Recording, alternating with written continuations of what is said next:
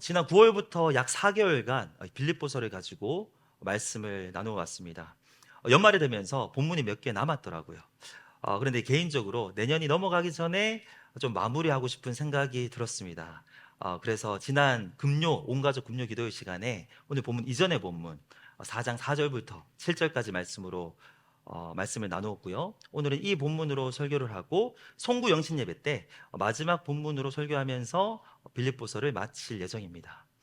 여러 번 말씀드렸지만 빌립보서 전체 주제는 복음의 진보 그리고 신앙의 진보입니다. 영적 성장이에요. 그리고 빌립보서의 핵심 메시지는 복음이 주는 기쁨을 통해 믿음의 진보, 영적 성장을 경험하고 복음에 합당한 삶을 살아내라는 것입니다. 그리고 그것은 그리스도 안에 거할 때에만 가능하다라는 거예요. 이 빌립보서 말씀을 통해서 우리가 예수님을 알아가는 기쁨을 더 누렸고 더 갈망하셨기를 바랍니다. 앞으로도 예수님을 더 귀하게 여기고 예수님 안에 거하시는 우리 한마음교회 성도님들 되시기를 축복합니다. 이제 다음 주부터 2025년을 맞이하는데요. 신앙의 다짐을 한번 하셨으면 좋겠어요. 빌립보서의 메시지처럼 내년에는 내가 영적 성장을 경험하리라 다짐해 보시면 좋을 것 같아요. 내년도 표어가 말씀이 이끄는 제자 양육입니다. 내가 말씀을 통해서 영적인 성장을 경험하고 하나님을 더 가까이 알아가고 그리스도의 진정한 제자로 세워져 가리라 결단하는 우리 모두가 되기를 간절히 원합니다.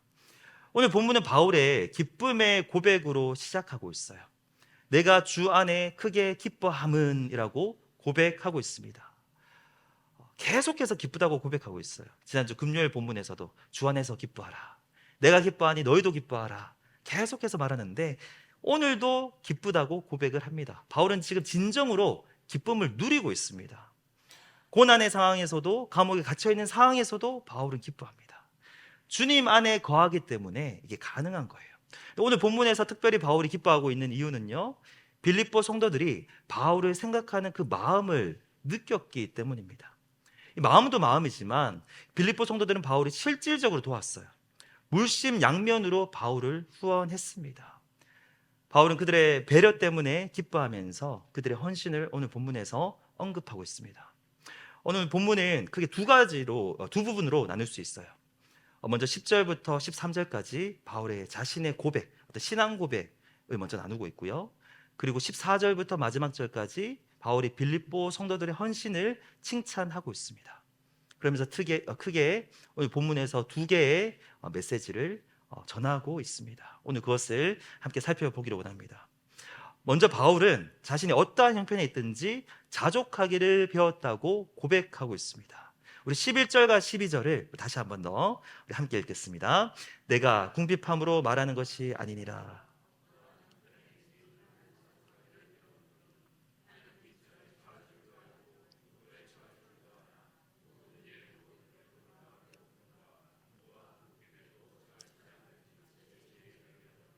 아멘.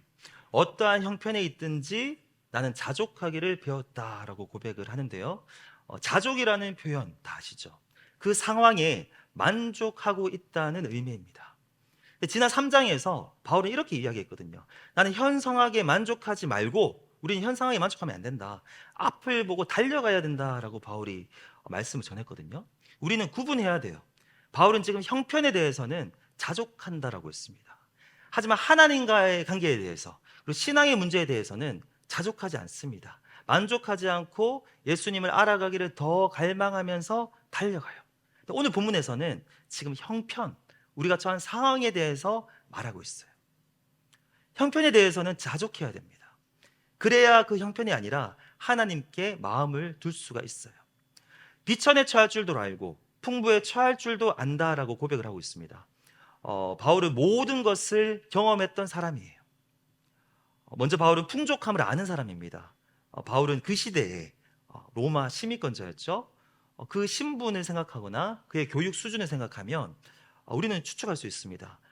로마 최고의 교육을 받았고요. 유대인으로서도 최고의 교육을 받았는데 아주 부유하지는 않더라도 풍족하고 안정된 환경에서 자란 사람인 것을 우리는 알 수 있습니다. 그는 동시에 비천함도 경험한 사람이에요. 예수님을 따르기 시작하면서 기존의 유대 공동체에서 배척을 당했죠. 그리고 예수님을 전심으로 따르는 과정에서 자신은 가난했다고 고백합니다. 매 맞았다고 고백합니다. 심지어 때로는 정신이 온전치 않았다고도 고백합니다. 우리가 가진 오해 중에 하나가 있는데요. 비천에 처하면 하나님을 더 의지할 것 같지만 꼭 그렇지 않을 수도 있어요. 안 그런 사람도 많이 봤습니다. 반대로 풍부에 처하면서 교만해지고 하나님과 멀어지는 경우도 많아요. 근데 꼭 그렇지 않은 경우도 있다라는 거예요. 배울 수 있는 부분이 다 달라요. 오늘 특별히 본문에는 배웠다라는 표현이 반복됩니다. 바울이 일체의 비결을 배웠다, 자족함을 배웠다라고 이야기하는데요. 바울은 모든 일, 배부름, 배고픔, 풍부와 궁핍에도 처할 줄 아는 일체의 비결을 배웠다고 고백하고 있습니다. 다양한 상황을 겪으면서 그 상황에서도 나의 마음이 빼앗기지 않고 예수님을 바라보며 만족하는 것을 배웠다는 거죠. 그리고 13절에서 바울이 유명한 고백을 합니다. 내게 능력 주시는 자 안에서 내가 모든 것을 할 수 있느니라. 아마 가장 사랑받는 성경 구절, 베스트 5 안에 드는 구절일 거예요. 가정에나 사업터에 액자로 많이 걸려있는 구절입니다. 저희도 요즘에 수요기도에 오시거나 이렇게 금요 기도에 오시면 이렇게 미디어 팀에서 우리 PPT 밑에 내게 능력 주시는 자 안에서 내가 모든 것을 할 수 있느니라, 이런 구절을 올려놓았더라고요. 그만큼 유명한 구절인데 우리가 이 구절을 오해하면 안 돼요. 내가 모든 것을 할 수 있다, 내가 무엇이든지 할 수 있다고 해서 이 의미가 무조건적인 세상의 축복을 약속하는 말씀이 아니에요. 그런 거 아닙니다. 고난이 없다는 것을 약속하는 구절이 아니고요, 고난 중에서도 이겨낼 수 있는 능력을 주신다는 약속의 말씀입니다. 어떤 상황에서든지 견딜 수 있고 그 상황에 만족하고 하나님께 마음을 고정할 수 있다는 약속의 말씀이에요. 그 상황을 믿음으로 이겨낼 수 있도록 능력 주시는 분이 누구십니까? 내게 능력 주시는 자 안에서라고 했는데 그분이 누구시죠? 예수님이세요. 내가 예수님 안에서 모든 것을 감당할 수 있다. 가난에도 처할 수 있고 또 풍부에 처하면서도 여전히 그리스도 안에 거하며 그리스도를 바라볼 수 있다는 것이 바울의 고백입니다. 예수님께서 감당할 수 있는 힘을 주시기 때문에 내가 모든 상황을 만족하며 감당할 수 있다. 이것이 오늘 본문에서의 바울의 고백이에요. 이 바울의 고백을 통해서 우리도 배워야 돼요. 물질적인 형편이나 상황을 어떻게 받아들여야 되는지, 그리고 우리의 마음을 어떻게 다스려야 되는지 배워야 됩니다. 바울처럼 여러 상황에 처하면서 우리의 마음을 잘 다스려야 되는데요, 우리도 마찬가지예요. 가난을 통해서도 배울 수 있고 풍성한 삶을 통해서도 배울 수 있습니다. 바울은 그 고백처럼 어떤 형편에든지 자족했어요. 왜냐하면 예수님을 가장 귀한 것으로 여겼기 때문에 자족할 수 있었어요. 바울은 하나님과의 관계나 신앙에 대해서는 만족하지 않았습니다. 언제나 예수님을 더 알기를 갈망했고요, 예수님을 더 깊이 경험하기를 소망했습니다. 이게 바울에게 너무 중요했어요. 그러니까 역설적으로 이게 중요했기 때문에 형편에 대해서는 그 형편이 어떠하든지 자족할 수 있었어요. 그리고 다양한 상황을 경험하겠지만 그 모든 형편을 예수님을 더 알아가는 방편으로 삼았습니다. 우리도 마찬가지예요. 우리도 하나님과의 관계, 그리고 신앙 성장, 예수님을 더 알아가는 것에 대해서 만족하지 않는다면 역설적으로 우리의 형편에 대해서는 자족할 수 있습니다. 자족한다는 말은 거기에 마음을 빼앗기지 않는다는 의미예요. 중요한 것은 어떤 형편에 있든지 우리의 마음이 하나님께 고정되어 있는 것입니다. 우리의 마음을 그 환경에 빼앗기지 않는 겁니다. 이게 자족이에요. 우리는 이것을 배우고 훈련해야 돼요. 오늘 최신 핸드폰 다 사용하실 텐데요, 보면 페이스 아이디라는 기능이 있어요. 얼굴 인식을 통해서 이제 화면 잠금을 이렇게 해제하기도 하고, 그래서 암호로 이렇게 따다닥 누르지 않고 얼굴만 비추면 이렇게 해제가 되는 거죠. 저는 평소에 이제 좀 잠궈 놓거든요. 저도 프라이버시가 있으니까. 근데 우리 애들이 제 핸드폰을 가져가고 항상 갑자기 와서 그 얼굴을 이렇게 갖다 대요. 풀어내라는 거죠. 그러면 제 얼굴 보고 이제 핸드폰이 인식을 하고 아이들이 사용할 수 있게 합니다. 근데 다 아시겠지만 그 기능을 처음 세팅할 때 다양한 각도에서 360도 그 모든 각도에서 얼굴을 촬영을 해요. 사진 보겠지만 다 아시죠? 이렇게 했다가 이렇게 했다가 이렇게 했다가 이렇게 했다가 모든 각도에서 나의 얼굴을 촬영할 때 입체적으로 얼굴을 인식을 하고 확실하게 인식을 합니다. 그러면 거의 실수가 없어요. 심지어 안경을 안 끼다가 안경을 끼고 있어도 이 핸드폰이 저를 인식을 하고요, 요즘에 나온 거는 마스크를 끼고 있어도 또 인식을 하는 기능도 있다고 합니다. 똑같아요. 이처럼 우리는 다양한 상황에서 예수님을 바라보는 것을 배워야 돼요.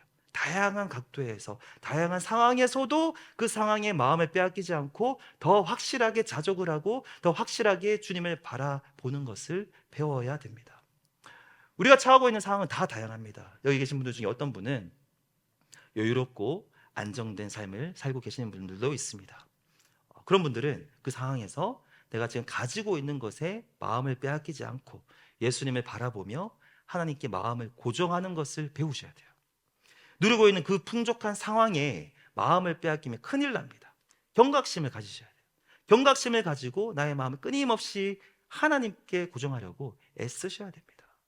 또 여기 계신 분들 중에 어떤 분들은 너무 힘들 수도 있어요. 물질적인 문제 때문에 힘들어하고 계시는 분들도 있을 수 있고요. 또 문제는 다양하죠. 건강의 문제 때문에, 관계의 문제 때문에 힘들어하고 계시는 분들이 있습니다. 그 다양한 문제 때문에 어떤 사망의 음침한 골짜기를 지나가고 계신 분들도 계실 거예요. 그런 분들은 그 상황 속에서도 반대예요. 똑같아요. 가지지 못한 것에 마음을 빼앗기지 않고 예수님을 신뢰하고 하나님께 마음을 고정하는 것을 배우셔야 됩니다. 우리의 상황은 변합니다. 다 변하죠. 지금 안 좋은 상황을 겪고 계신 분들도 있겠지만 언제까지 안 좋으시겠어요? 다시 좋아지겠죠. 지금 풍족한 분들은 이게 언제까지 그 상황이 지속될까요? 넘어질 수도 있는 거고, 상황은 몇 번이나 왔다 갔다 하는 거예요. 그런데 하나님은 변하지 않으십니다. 변하지 않으시는 하나님께서 다양한 상황을 통해서 우리에게 요구하시는 바가 있어요. 무엇을 요구하십니까? 어떠한 상황에도 변하지 않는 우리의 마음입니다. 우리 하나님이 변하지 않으시기 때문에 우리의 마음도 변치 않기를 원하세요. 끊임없이 어떠한 형편이든지 자족하며 여전히 하나님만 바라는, 하나님께 소망을 두는 우리의 마음을 원하십니다. 우리의 인생의 경험에서, 다양한 형편에서 이것을 배워야 되고요, 이것을 경험해야 되고요, 훈련해야 될 줄로 믿습니다. 내가 지금 겪고 있는 상황이 이전에 겪지 못했던 상황일 수도 있어요. 내가 살면서 이런 상황을 처음 겪어본다. 내가 미처 예상하지 못했던 상황을 지금 겪고 계실 수도 있습니다. 그럴 때 쉽지 않지만 그 상황으로 인해서 감사해야 됩니다. 또 다른 상황에서, 또 새로운 환경에서 거기서도 믿음을 지킬 수 있는 기회로 삼아야 돼요. 내가 여기서도 하나님을 바라보는 것을 배우는 거예요. 또 다양한 각도에서 또 다른 경험인 겁니다. 그런 과정을 통해서 우리의 믿음이 자라는 거예요. 우리의 믿음이 자라는 게 중요한 겁니다. 하나님이 원하시는 바가 그거예요. 바울의 확신에 찬 고백을 보면요, 내게 능력 주시는 자 안에서 내가 모든 것을 할 수 있느니라. 예수님께서 감당할 수 있는 능력을 주십니다. 그분 안에서, 이 말 그대로예요. 진실로 우리는 모든 것을 감당할 수 있습니다. 환경의 마음이 빼앗길 때마다 의식적으로 예수님 안에 거하시기를 축복합니다. 우리가 예수님을 바라보고요, 예수님 안에 거하여서 환경에 대해서 자족하고 우리의 마음을 온전히 어떠한 상황에 관계없이, 이 상황에도 저 상황에도 우리의 마음을 언제나 변함없이 하나님께 온전히 올려드릴 수 있기를 예수 그리스도의 이름으로 축복합니다. 바울은 이어서 빌립보 성도들의 헌신을 다시 한 번 더 언급하고 있어요. 14절부터 18절까지의 내용인데요, 요약하면 이런 내용입니다. 나는 나대로 감당했을 것이다. 하나님께서 채워주셨을 것이기 때문에 나는 사실은 풍족했을 것이다. 그럼에도 불구하고 너희가 나를 도왔던 것은 참으로 잘한 일이다라고 바울은 이야기합니다. 바울이 처음에 빌립보 교회를 떠났을 때 바울을 도왔던 교회는 빌립보 교회밖에 없었어요. 아주 특별한 교회입니다. 그리고 바울이 나중에 데살로니가라고 하는 다른 지역에 있을 때에도, 그때에도 빌립보 성도들이 한 번이 아니라 두 번이나 바울을 도왔다라고 기록하고 있습니다. 바울은 지금 강조하고 있어요.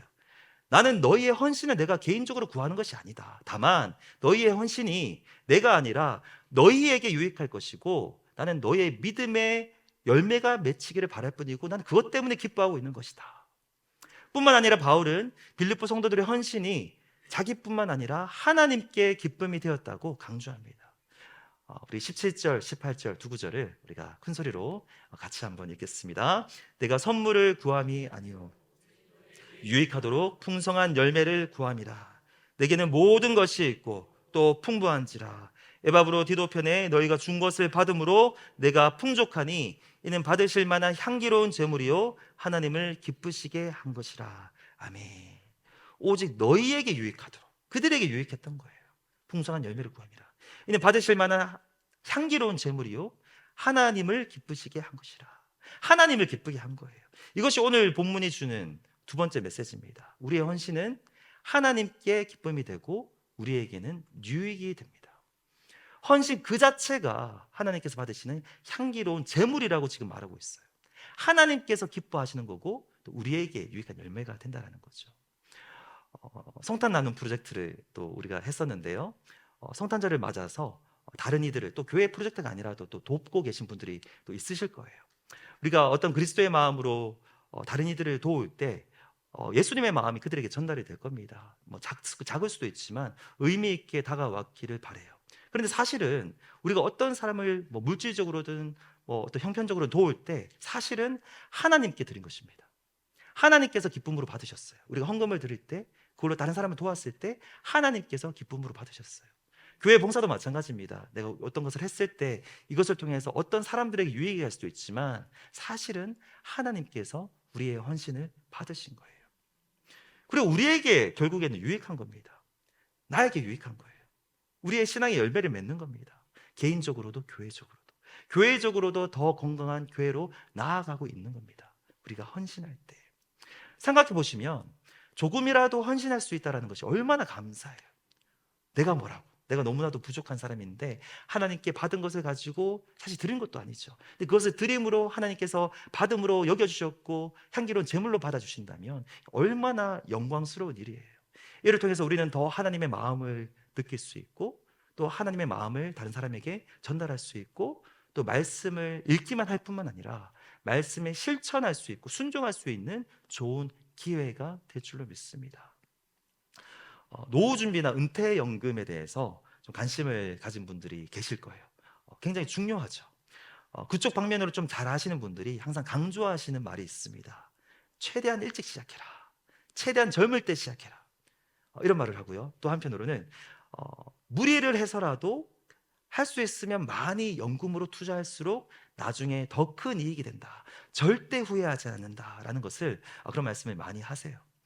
지금 힘들 수 있지만 만약에 지금 버틸 수만 있다면 지금 지출을 최대한 줄이고 허리띠를 졸라매고 투자하는 것이 무조건 좋다는 거죠. 저는 우리의 헌신도 비슷하다라는 생각을 합니다. 헌신을 하면 지금은 힘이 들어요. 헌신이라는 것 자체가 힘을 얻는 일이 아니에요. 힘이 들어가는 일입니다. 우리가 뭐 성경 공부를 하고 예배를 드리고 소그룹을 하는 것과는 달라요. 이런 일들은 에너지를 얻는 거죠. 은혜를 받는 거죠. 헌신도 결국에는 은혜가 되지만 그 과정에서 에너지가 소진이 돼요. 시간이 드는 일입니다. 그리고 물질이 들어갑니다. 그래서 주변을 보면 과도한 헌신을 하다가 쓰러지고 신앙이 오히려 무너지는 케이스들이 분명히 있어요. 그런데 만약에 버틸 수 없으면 안 되지만 만약에 감당할 수만 있다면 헌신하는 것이 결국에 자신에게 유익하다라는 거예요. 바울은 지금 그 이야기를 하고 있습니다. 때로는 우리의 헌신이 눈에 보이게 드러나지 않을 수도 있어요. 그리고 교회 사역에서 지금 바로 열매가 나타나지 않을 수도 있습니다. 나는 지금 나름대로 열심히 하는데 이게 의미가 없는 것처럼 보일 수 있어요. 다른 사람들이 알아주지도 않고요. 지금 내가 열심히 하고 있지만 내가 볼 때 하나님 나라 관점에서도 별 큰 도움이 안 되는 것처럼 느껴질 수 있어요. 그럼 이게 좀 허무하게 느껴질 수 있죠. 그런데요, 표현이 좀 세긴 하지만 헌신에 개죽음은 없습니다. 의미 없는 헌신은 없어요. 개죽음은 아시잖아요. 열심히 했는데 아무런 의미가 없을 때 우리가 그 개죽음이라고 하는데 우리의 모든 헌신은 그 자체로 의미가 있습니다. 왜냐하면 하나님께서 보고 계세요. 오늘 본문의 말씀처럼 하나님께서 그 헌신을 향기로운 제물로 받으십니다. 인간적으로 볼 때, 세상적인 관점으로 볼 때 의미가 만약에 없어 보일 수 있죠. 그렇다면 하나님께서 더 의미 있게, 더 기쁨으로 더 받으실 줄로 저는 믿어요. 그리고 모든 것을 주관하시는 하나님께서 하나님 나라를 위해서 그 헌신을 반드시 의미 있게 사용하실 겁니다. 우리가 생각하는 타이밍과 또 계획은 다를 수 있지만요. 의미 없게 버려지는 헌신은 없어요.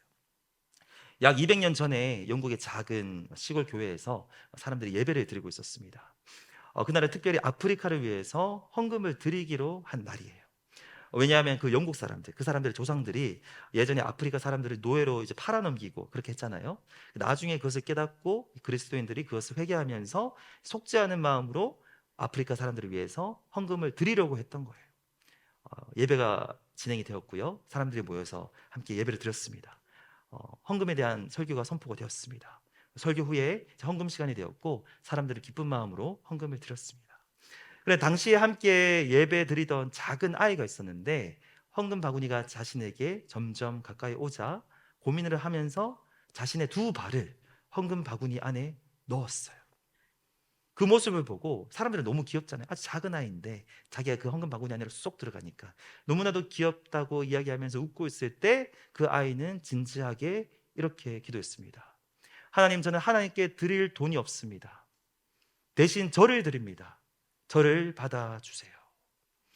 그 아이는 그날 진심으로 자기 자신을 하나님께 드렸던 거예요. 그리고 훗날 실제로 아프리카 선교사가 되어서 평생을 아프리카에서 보냈습니다. 그 아이가 유명한 선교사인 데이빗 리빙스턴이에요. 평생 수많은 아프리카 토인들을 그리스도께로 인도했고 이 아프리카 사람들이 노예로 여전히 팔려나갈 때 온 힘을 다해서 그것을 막고 또 많은 노력을 기울였던 사람입니다. 나중에 나이가 들어서도 본국으로 돌아가지 않고 아프리카에 머물렀는데요. 어느 날 그가 사는 오두막에 그는 침대 옆에 무릎을 꿇고 기도하는 자세로 숨진 채 발견이 되었고 그렇게 하나님께 자신을 온전히 드리며 인생을 바쳤습니다. 우리는 무엇이든지 드릴 수 있어요. 드릴 수 없는 거 없어요. 무엇이든지 헌신할 수 있습니다. 나에게 주신 것으로 가진 것으로 헌신할 수 있습니다. 그것이 물질이 될 수도 있고요. 시간이 될 수도 있고요. 어떤 에너지가 될 수도 있고요. 하나님께서 우리 각자에게 주신 달란트와 은사가 있는데 그것들을 활용해서 얼마든지 다시 주님께 올려드릴 수가 있습니다. 올 한 해 우리가 받은 은혜가 얼마나 많아요. 우리가 사실 헤아리지 않아서 그렇지 헤아려 본다면 정말로 마땅히 셀 수 없을 정도로 많은 은혜를 주셨고 다양한 감사의 제목을 주셨습니다. 내년에는 내가 받은 것들 중에 내가 무엇을 다시 올려드릴 수 있을까? 한번 진지하게 고민해 보시면 어떨까요? 내년에는 내가 무엇을 하나님께 드릴 수 있을까? 내가 받은 것들 중에 무엇을 되돌려 드릴 수 있을까? 고민하고 또 기도하고 또 결단해 보시기를 주님의 이름으로 권면합니다. 19절은 13절과 더불어서 본문의 핵심적인 구절이에요. 우리 19절 우리 함께 읽도록 하겠습니다. 나의 하나님이 그리스도 예수 안에서 영광 가운데 그 풍성한 대로 너희 모든 쓸 것을 채우시리라. 아멘. 이것은 바울의 단순한 소망이 아니에요. 진리의 선포입니다. 우리 하나님께서는 풍성하신 분이시기 때문에 그분께서 우리의 필요를 모두 채우실 것입니다. 그렇죠. 하나님은 다 가진 분이세요. 채우시는 하나님이십니다. 오늘 본문의 문맥에서 그 전제는 헌신과 섬김이에요. 오늘 마지막 구절에 하나님 우리의 아버지다라는 부분이 나오는데요. 하나님이 우리의 아버지시기 때문에 제가 한번 생각을 해봤습니다. 만약에 내가 헌신하지 않는다면 이 말이 성립이 될 것인가? 채워주실 것인가? 나름대로 제가 가진 성경적인 관점을 가지고 고민을 했는데 하나님이 우리의 아버지시기 때문에 내가 헌신하지 않는다고 세상 굶기시지는 않겠다. 저는 그렇게 믿어요. 확신합니다. 먹이시고 입히실 것이다. 우리의 행위에 관계없이 결국엔 다 보호하실 거예요. 먹이시고 입히시고 굶기시지 않습니다. 결국에는 다 채워주십니다. 자녀이기 때문에. 그런데 우리가 하나님으로부터 받은 것으로 헌신하면 할수록 나누면 나눌수록 섬기면 섬길수록 하나님의 채우심을 더 풍성하게 경험할 줄로 믿습니다. 이것은 분명해요. 우리가 비우면 또 채우시고 비우면 채우시고 그리고 또 비우면 또 채우실 것입니다. 그러면 이제 결국에 남는 것 우리가 가진 것은 비슷할 수 있잖아요. 헌신한다고 무조건 뭐 우리가 복 받고 부자 되는 그런 건 아니지 않습니까? 다 결국에 같을 수 있는데 그런데 그 과정에서 우리가 하나님께 쓰임받는 양을 생각해 보자는 것이죠. 하나님의 채우심을 경험하는 그 깊이를 생각해 보자는 것이죠. 이거 완전히 다른 거예요. 그러면 우리는 차원이 다른 믿음의 그릇이 되는 것입니다. 헌신하고 다시 채우시는 과정에서 우리의 믿음은 더 강해질 것이고요. 하나님은 영광을 받으실 것입니다. 그래서 마지막 20절에서 바울이 이렇게 고백합니다. 하나님 곧 우리 아버지께 세세무궁하도록 영광을 돌릴지어다. 아멘. 오늘 본문에서도 그리스도 안에서라는 표현이 3번이나 반복되고 있어요. 10절 말씀에 주 안에서 크게 기뻐한다 이렇게 고백을 했고요. 13절에서도 내게 능력 주시는 자 안에서, 이것도 예수님이죠. 예수님 안에서 내가 모든 것을 할 수 있다, 바울의 고백입니다. 그리고 마지막 19절에서 나의 하나님이 그리스도 예수 안에서 나의 필요를 채우실 것이다. 이미 많이 말씀드렸지만 오늘 주일 기준으로 빌립보서 마지막 시간이기 때문에 조금 더 강조를 하기를 원합니다. 빌립보서에서 21번이나 사용되는 중요한 표현이에요. 그리스도 안에서, 예수님 안에서. 사실 다른 바울 서신에서도 이 그리스도 안에서라는 표현은 사실 중요합니다. 중요해요. 빌립보서에서 좀 더 많이 쓰이고요. 더 나아가서 다른 바울의 편지에서는 이 그리스도 안에서라는 말이 조금 이론적으로 들리거든요. 신학적인 의미를 설명하기 위해서 사용된 케이스가 많아요. 근데 우리가 지금 읽고 있는 이 빌립보서에서는 바울이 고난 중에 있으면서도 어떻게 그 고난을 기쁨으로 승화할 수 있었는지, 어떻게 자신이 가지고 있는 그 모든 것을 진실로 배설물로 여기고 예수님의 가장 귀한 것으로 여길 수 있었는지, 그렇게 어려운 상황에서도 어떻게 자신의 사명을 끝까지 감당하고 달려갈 수 있었는지에 대한 열쇠로 그 그리스도 안에서라는 표현이 사용되고 있습니다. 단순히 이론이 아니라 삶에 더 밀접하다는 거예요. 매일의 삶 속에서 정말로 머리로서 예수님 안에서 이게 아니라 실제적으로 매일의 삶에서 진실로 그리스도 안에 거해야 된다라는 거예요. 우리가 영적인 성장을 경험해야 되지 않습니까? 그 비결은 다른 데 있는 것이 아닙니다. 예수님 안에 거하는 거예요. 우리가 그리스도인으로서 성도답게, 하나님의 자녀답게 복음에 합당한 삶을 살아내야 되겠죠. 이게 얼마나 어려워요. 진짜 어렵거든요. 근데 그 비결이 있다면 우리가 예수님 안에 거하는 것입니다. 우리가 한 마음, 같은 마음 가지라고 빌립보서에서 그렇게 강조하는데, 주님 안에서 한 마음 품으십시오 그렇게 강조하는데 얼마나 어렵습니까? 그 비결이 있다면 우리가 예수님 안에 거하는 것입니다. 오늘 본문의 말씀도 마찬가지예요. 우리가 어떠한 상황 가운데서도 자족하고 하나님께 마음을 두는 것도 쉽지 않죠. 우리가 매일의 삶 속에서 예수님을 바라보며 그리스도와 교제하고 예수님 안에 거할 때 우리가 자족할 수 있습니다. 우리가 기쁨으로 헌신하는 것도 예수님 안에 거할 때 가능합니다. 심지어 19절을 보면요, 하나님께서 우리의 필요를 채우시는데 우리의 필요를 채우실 때도 그 하나님께서도 그리스도 안에서 우리의 필요를 채우십니다. 중요해요. 우리는 기독교인이죠. 누가 물어보면 기독교라고 하죠. 우리는 크리스천이라고 합니다. 그 말은 우리는 예수 그리스도를 믿는 사람들이고 예수 그리스도의 사랑을 받은 사람들이고 지금 예수님을 따르기 위해 노력하는 사람들이고 매일의 삶 속에서 매 순간 예수님 안에서 은혜를 경험하는 사람들이라는 거예요. 예수님을 알고 예수님을 경험하고 예수님 안에 거하는 것이 너무나도 중요합니다. 하나님 나라를 우리가 누리고 경험해야 되는데 그러기 위해서 가장 중요한 열쇠가 예수님을 누리는 거예요. 저도 몰랐습니다. 머리로는 알고 있었지만 사실 그냥 지나갔어요. 예수님 안에 거하는 거. 그런데 제가 빌립보서를 강의하면서 준비를 하는데 이게 너무 지나치게 반복되는 거예요. 너무 지나치게. 마치 잔소리처럼 예수님 안에서 그랬다가 그리스도 예수 안에서 그랬다가 예수 그리스도 안에서 그랬다가 계속해서 반복되는데 너무나도 기본적인 것이고 너무나도 중요한 것이지만 우리가 너무나도 쉽게 지나치는 것이기 때문에 하나님께서 성경 본문을 통해서 잔소리처럼 반복하고 계신 줄로 믿습니다. 이렇게 말씀하시는 거예요. 예수님 안에 거하지 않고는 너희가 복음에 합당한 삶을 살아낼 수 없다. 예수님 밖에서는 하나님 나라를 너희가 온전히 누릴 수 없다. 주님께서 우리에게 말씀하시는 겁니다. 우리 안에 계신 분은 성령님이시죠. 우리 안에 지금 계신 분은 성령님이세요. 근데 성령님께서 하시는 가장 중요한 역할이 뭐냐면요, 우리의 시선을 그리스도께 향하게 하는 것입니다. 우리의 마음이 예수 그리스도께 붙어 있게 하는 것입니다. 성령 충만이 다른 말이 아니에요.